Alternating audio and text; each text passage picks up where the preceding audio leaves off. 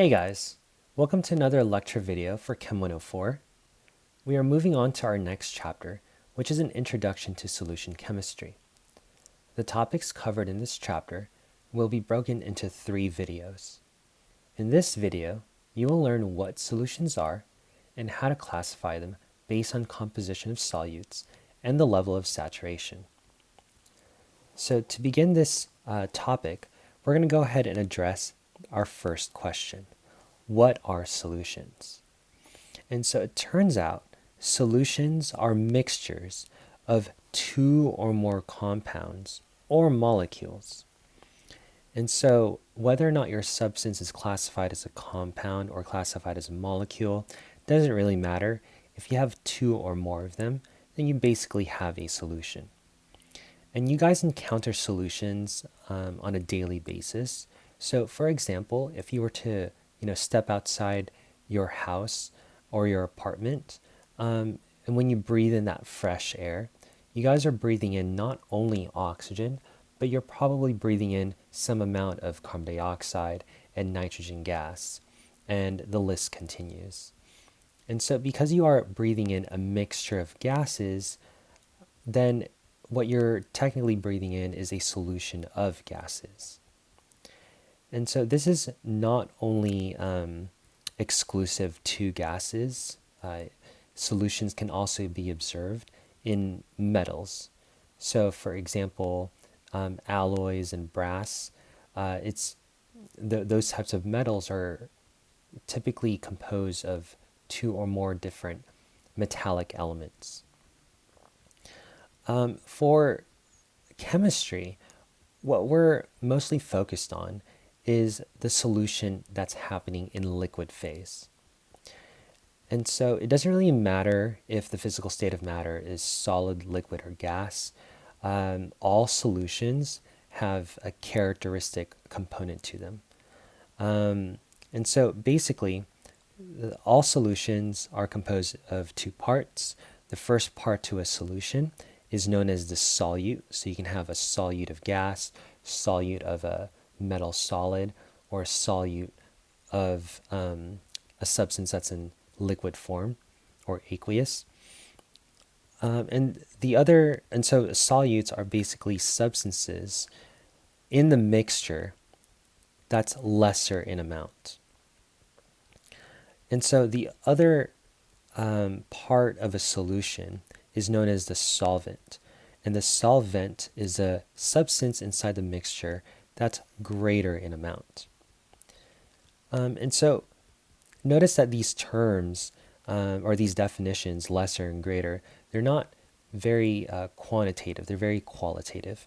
And as long as we can generally understand what's greater and what's lesser in a specific solution, then we can go ahead and classify that substance as either a solute or a solvent.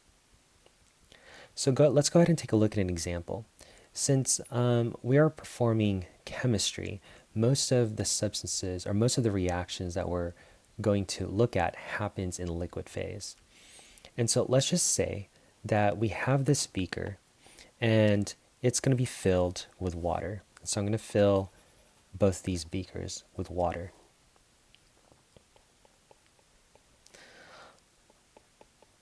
And so if you left these beakers alone, then you only have a pure substance. You only have one type of substance, and that's considered a pure compound in this case. However, for this beaker to be transformed or be classified as a solution, we're going to go ahead and add another substance. And the substance, a common substance that you guys typically encounter on a day-to-day basis is either adding, like sugar in water or adding salt in water.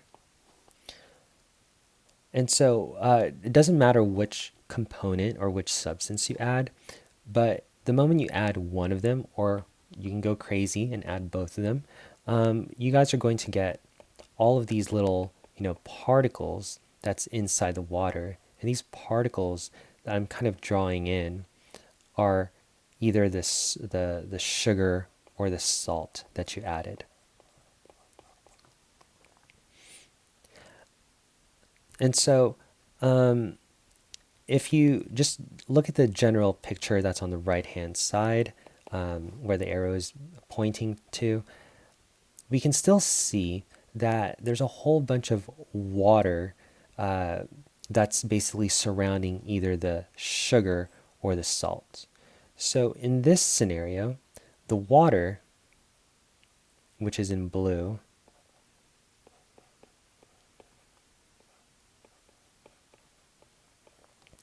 is greater in amount. And so we can go ahead and classify the water as the solvent in this solution. And since we only have a few traces of sugar or a few dots of sugar and salt, sugar or salt, these components or these substances are considered the solute.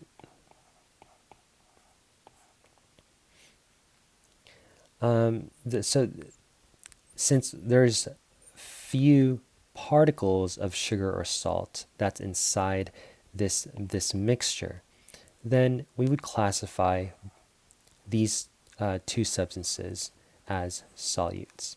And water, since it's the greater amount in the solution, that's going to be considered the solvent. And so for chemistry, water is the common solvent. Okay. It's typically the greater in amount when we're performing any type of aqueous reactions. Now, for organic chemistry, that might change a little bit depending on the nature of the substance. So, for example, instead of water being the solvent, it could be, for example, like ethanol or something like that. It just really depends on the chemistry of, it really depends on the chemistry that's being performed and what we are trying to extract from that organic chemical reaction. Okay, and so what we're going to do is we're going to talk about the solute just a little bit more. And so we want to focus the physical state of matter to just the liquid phase. And so it turns out that we can classify the solutes based on the solute's ability to conduct electricity.